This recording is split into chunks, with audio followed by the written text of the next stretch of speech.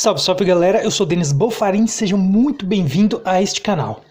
Muito obrigado a vocês novos inscritos, muito obrigado a todos que têm me apoiado nos comentários, muito obrigado a todos vocês. Os ataques também aumentaram por parte dos religiosos, daqueles que ainda não conseguem enxergar, mas mesmo assim vamos continuar firmes e fortes nesse canal que é o Oikos Nova Aliança.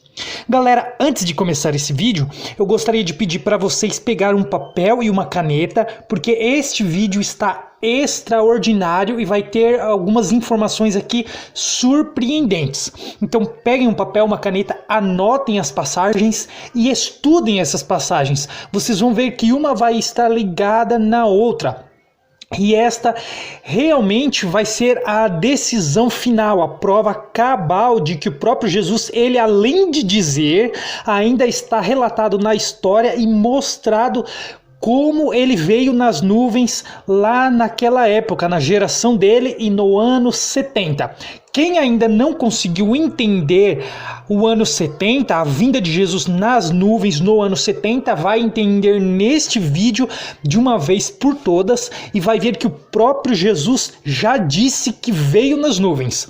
Então assim, acabou para o sistema religioso. Não tem como mais eles sustentarem essa mentira. Olha só. Então vamos para o primeiro versículo onde o próprio Jesus disse isso e nós vamos entender o porquê ele disse. Olha só, está lá em Mateus capítulo 26, versículos dos 63 ao 65. Diz assim: Jesus, porém, guardou silêncio e o sumo sacerdote lhe disse: Eu te conjuro pelo Deus vivo que nos digas se tu és o Cristo, o Filho de Deus. Respondeu-lhe Jesus: Tu disseste, entretanto, eu vos declaro que desde agora, olha só, desde aquele momento, Jesus, olha o que ele vai falar: vereis o Filho do Homem assentado à direita do Todo-Poderoso e vindo sobre as nuvens do céu. Então o sumo sacerdote rasgou as suas vestes, dizendo: Blasfemou, que necessidade mais temos de testemunhas? Eis que ouvistes agora a blasfêmia. Então Jesus falou que desde aquele momento ele estava vindo nas nuvens do céu. Ué, mas ele já estava vindo, só que aquele momento ainda não era o ano 70. Então como ele pode ter vindo nas nuvens a partir daquele momento? E o que significava isso? Por que ele disse isso? Olha só, vamos entender isso agora. Lembrando que esse contexto é um contexto judaico do povo judeu, um povo que Deus escolheu. Então eles tinham umas figuras de linguagem específicas para a tradição, para a cultura, para o povo deles, aquele povo que Deus escolheu. Se nós tirarmos essa linguagem e trazer para o nosso povo, a qual Deus não escolheu, a uma outra tradição, é claro que vai dar errado. Então o que significava isso? Olha só. Vamos ver um outro versículo que vai nos ajudar, vamos entender e depois eu vou dar uma informação surpreendente. Olha só, vamos entender. Em Levíticos capítulo 16, o verso 2 e 3 diz assim: Então disse o Senhor a Moisés: Diz a Arão, teu irmão, que não entre no santuário em todo o tempo, para dentro do véu, diante do propiciatório, que está sobre a arca, para que não morra, porque aparecerei na nuvem sobre o propiciatório. Entrará Arão no santuário, com isto, um novilho para oferta pelo pecado. Exatamente, lá se oferecia um novilho pela oferta pelo pecado. E um carneiro para holocausto. Além de Arão ter tomado banho, que o próprio Moisés banhou ele, eles também ofereciam um carneiro pelo pecado. Jesus seria esse cordeiro, a representação desse novilho, mas não é o assunto deste vídeo. Então Deus então ele aparecia numa nuvem. Então aí já começa a figura de linguagem de vir nas nuvens. Olha só.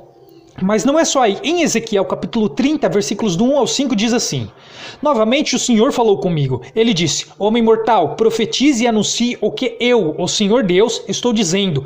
Gritem o seguinte: dia de terror, o dia está perto, o dia em que o Senhor vai agir, um dia de nuvens e de castigo para as nações. Então dia de nuvens, vir nas nuvens significava isso, castigo. E nós vamos ver nas passagens nuvens lá na frente, mas calma aí, olha só.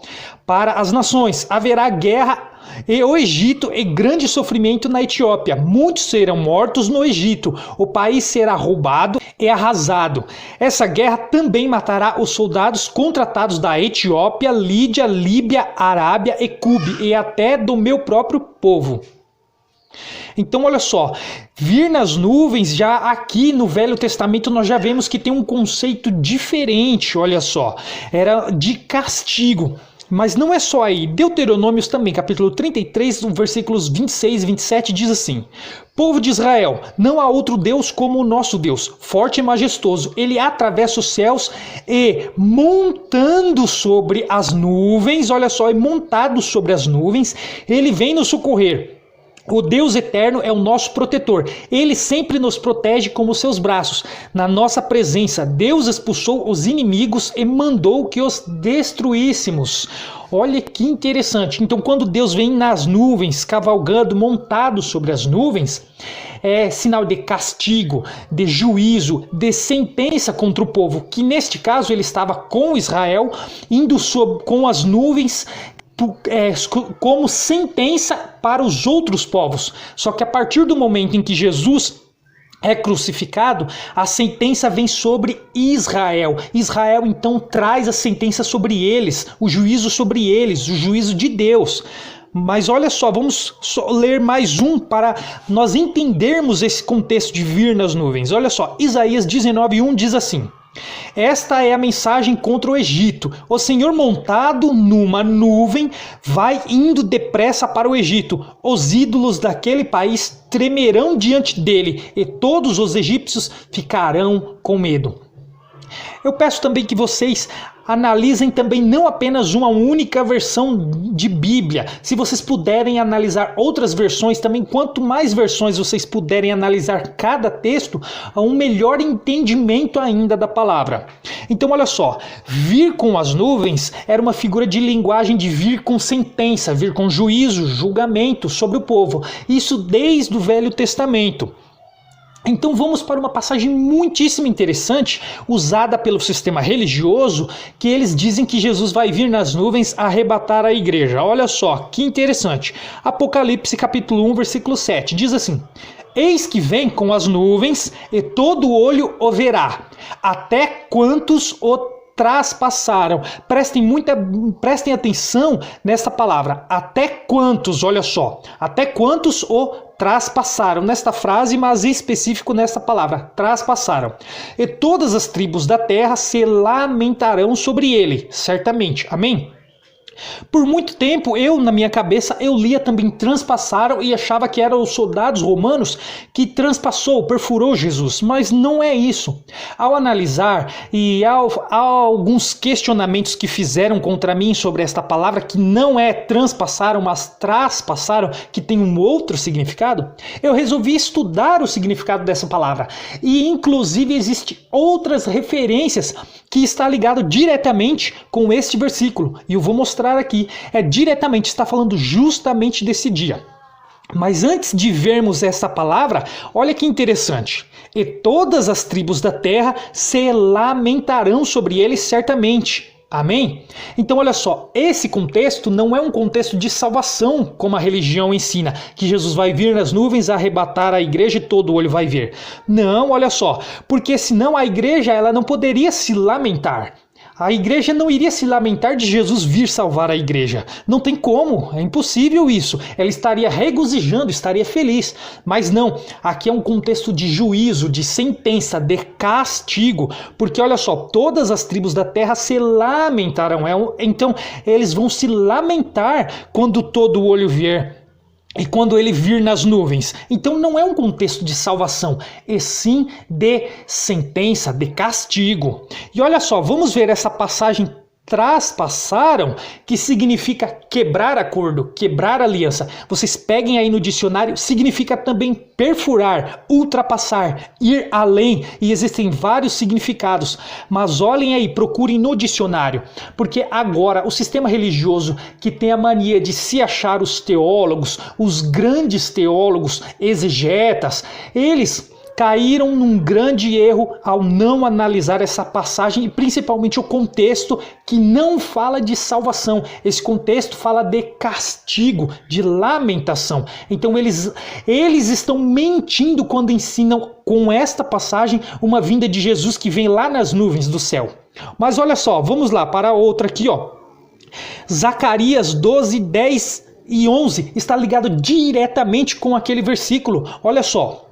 E sobre a casa de Davi e sobre os habitantes de Jerusalém derramarei o espírito da graça e de súplicas. Olharão para aquele a quem traspassaram, pranteá-lo-ão como quem pranteia por um unigênito, e chorarão por ele, como se chora amargamente pelo primogênito.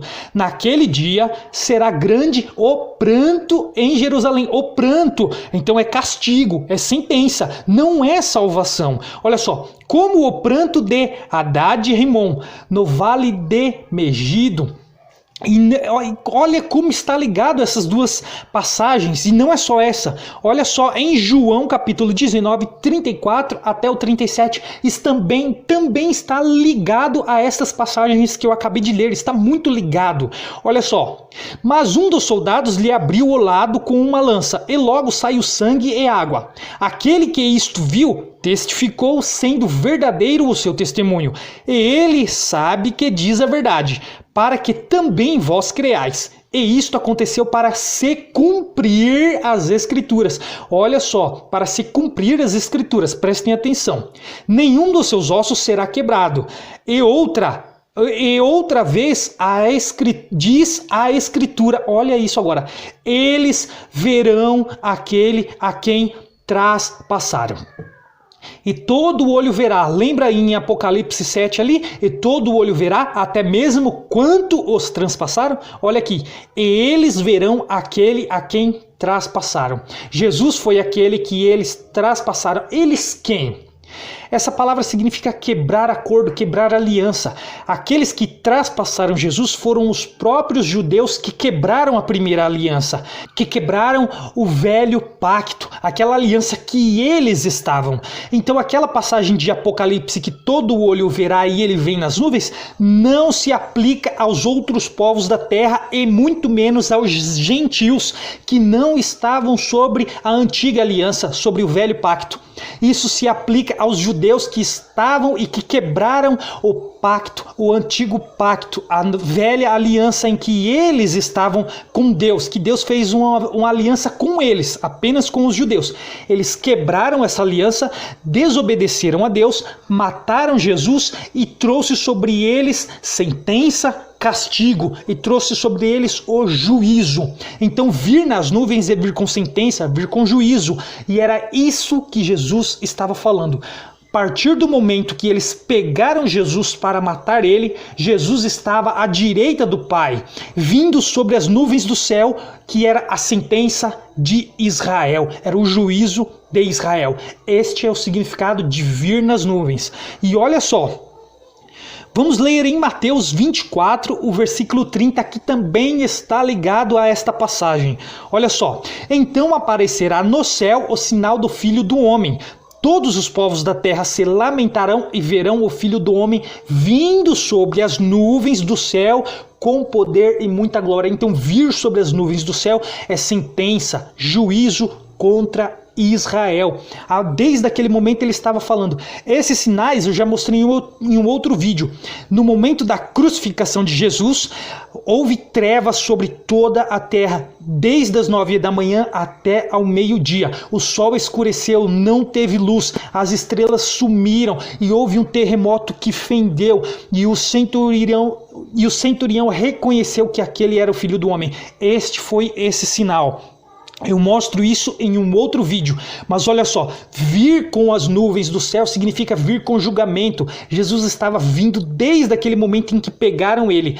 Isso estava trazendo o julgamento, o juízo de Israel. Então, no ano 70, quando o general Tito invadiu Jerusalém, queimou Jerusalém, matou milhões de cristãos e derrubou o templo, era Jesus vindo sobre as nuvens, ou seja, Jesus vindo com as nuvens do céu à direita direita do Pai. Era Jesus vindo com julgamento contra Israel naquela geração.